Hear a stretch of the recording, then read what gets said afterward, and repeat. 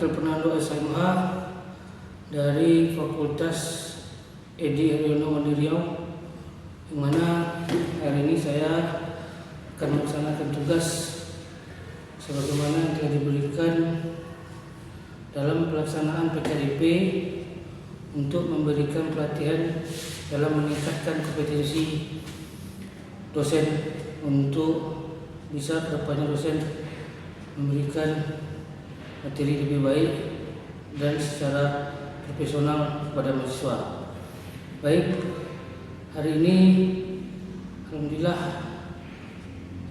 kita akan membahas materi kita tentang hukum perkawinan, yang mana materi ini juga menjadi materi pokok dalam pengembangan ilmu hukum keluarga, karena hukum perkawinan tadi sangat penting dan menjadi pokok dalam kehidupan rumah tangga.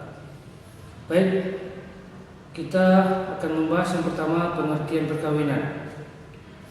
Pengertian perkawinan adalah suatu hubungan antara laki-laki dan perempuan yang mana tujuannya untuk membentuk suatu rumah tangga yang dimulai ataupun yang diawali dengan akad perkawinan, ya kan? Sedangkan menurut Islam, suatu perkawinan adalah perjanjian suci antara seorang laki dan perempuan membentuk keluarga yang kekal, santun, menyantuni, kasih sayang, mengasihi dan tentram bahagia yang kekal.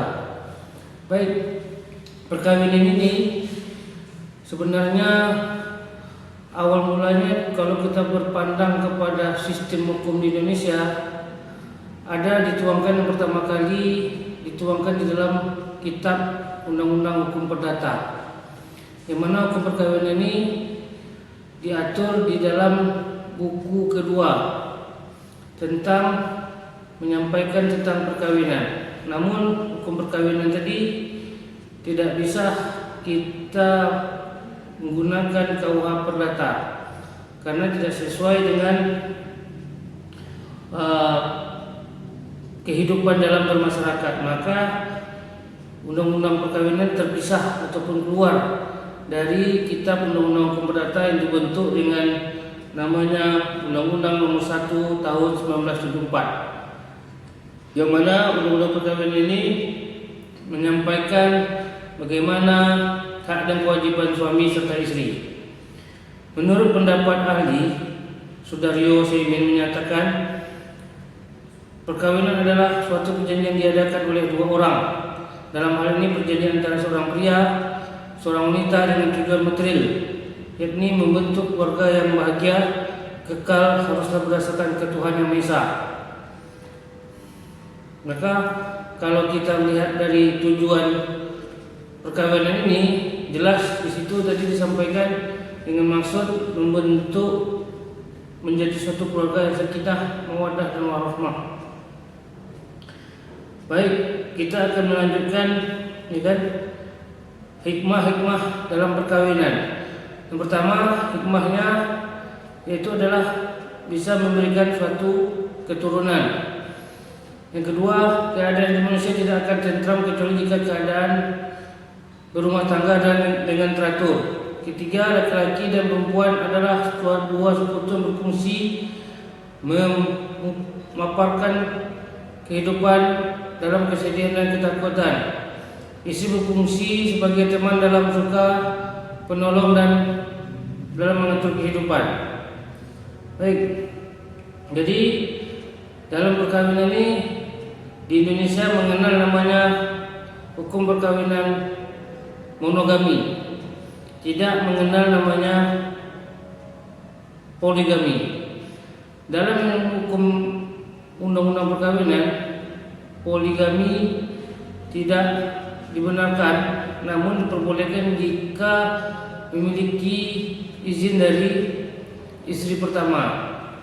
Dalam perkawinan juga memiliki azas dalam perkawinan. Yang pertama azasnya adalah azas persatuan, azas kepercayaan, ya kan? Kalau kita juga lihat di Indonesia ini, selain KUH Perdata dan Undang-Undang Perkawinan, maka juga akan dikenal juga di sumber hukum perkawinan ini juga di dalam Al-Quran, ya kan? Yang mana di Al-Quran itu perkawinan adalah tuntutan kodrat hidup dan tujuan antaranya adalah untuk memperoleh keturunan guna melangsungkan kehidupan antara pria dan wanita. Jadi kalau kita lihat, ya kan, kedua juga selain Al-Quran, sumber hukumnya juga dituangkan dalam hadis dan yang ketiga juga selain sumber hukumnya Al-Quran dan hadis, maka dituangkan dalam ijma' ulama fikih.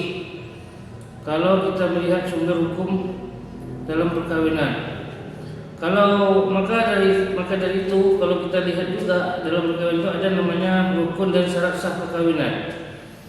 Rukunnya itu suatu yang mesti ada menentukan sah dan tidaknya suatu pekerjaan ataupun ibadah, dan suatu termasuk suatu pekerjaan. Maka kalau kita lihat di dalam rukunnya perkawinan, ya kan, yang pertama kalau kita lihat hukum perkawinan, pertama adanya calon suami dan istri. Itu adalah salah satu bentuk rukun perkawinan, adanya antara suami dan istri. Yang kedua adanya, kalau kita lihat hukum perkawinan, pertama adanya calon suami dan istri. Itu adalah salah satu bentuk rukun perkawinan, adanya antara suami dan istri. Yang kedua adanya wali dari pihak calon pengantin, baik itu wanita. Akad nikah dianggap sah apabila ada seorang wali, wakilnya akan menikahkannya. Yang ketiga adanya 2 orang saksi. Pelaksana akad nikah yang sah apabila orang saksi menyaksikan akad nikah tersebut. Yang keempat, sigat atau akad nikah, yaitu ijab kabul yang diucapkan oleh wali atau wakil calon pengantin laki-laki. Jadi kalau kita melihat rukun Islam tadi itu jelas, ya kan? Tanpa adanya 4 dari rukun Islam tadi, maka pernikahannya bisa di dalam pandangan Islam ataupun di dalam undang-undang perkawinan tidak akan sah suatu perkawinan, ya kan? Jadi sedangkan kalau menurut Rahman Ghazali, rukun perkawinan itu adalah 2 orang saling, yang pertama 2 orang saling melakukan akad perkawinan, yakni mempelai laki dan mempelai perempuan. Yang kedua adanya wali. Yang ketiga adanya 2 orang saksi dan dilakukan sigar ataupun akad nikah. Jadi kalau kita juga melihat syarat sah nikah setelah rukunnya, maka kita juga akan melihat syarat sahnya nikah. Yang pertama, syarat sahnya nikah itu calon mempelai perempuan halal dikawini oleh laki yang ingin menjadikan istri. Sedangkan yang keduanya adalah akad nikahnya dihadiri para saksi. Jadi sebagai salah satu yang terpenting dalam syarat sahnya perkawinan, itu syarat bagi termulia adalah calon suami beragama Islam. Yang kedua, terang jelas bahwa calon suami itu betul-betul laki-laki. Yang ketiga, calon mempelai laki-laki kenal pada istri ala baginya. Jadi yang kelima, tidak sedang melakukan ikram. Yang keenam, tidak mempunyai istri yang haram dimadu dengan calon istri, dan tidak sedang mempunyai istri keempat. Nah, jadi disitulah syarat-syarat calon pengantin kedua mempelai. Jadi berdasarkan apa yang telah saya sampaikan, maka jelas syarat-syarat tersebut dan rukun tersebut menjadi suatu yang harus dipenuhi sebelum perkawinan tersebut dilaksanakan. Jadi kalau kita melihat bagaimana supaya perkawinan tersebut bisa sesuai dengan ketentuan baik itu nilai-nilai agama maupun nilai-nilai undang-undang. Baik, cukup sekian dan terima kasih atas pemaparan saya ini. Semoga apa yang saya bisa paparkan ini bisa dimengerti dan dapat dimaklumi oleh eh, panitia PKDP. Ya, mungkin itu yang bisa saya sampaikan. Wabillahi taufiq. Assalamualaikum warahmatullahi wabarakatuh.